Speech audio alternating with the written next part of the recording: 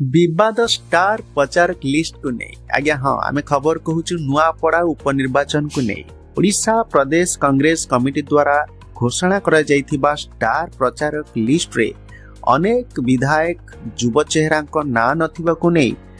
ओडिशा प्रदेश युव कांग्रेस नेतांक मध्य असंतोष निया कहूली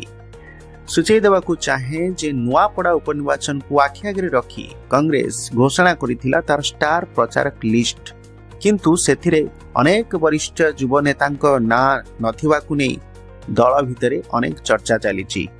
तेबे सबुठारु आश्चर्य कला भली कथा जे से होउची ओडिशा युव प्रदेश कांग्रेस रा युव सभापति रंजित कुमार पात्रंक ना से लिस्ट रे नाही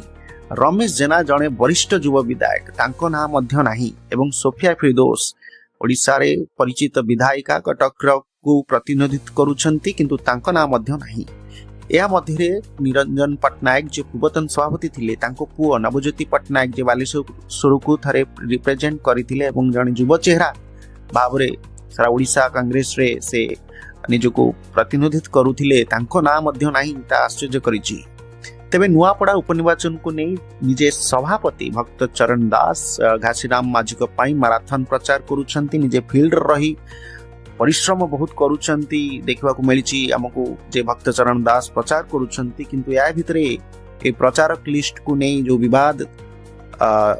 जन्म नेबारे लागिछि ता केते दूर आगु को जाउछि बा केते दूर प्रभाव पकाउछि नुआपड़ा उपनिर्वाचन को नहीं कांग्रेस स्थिति रे ता आगामी समय कहबो।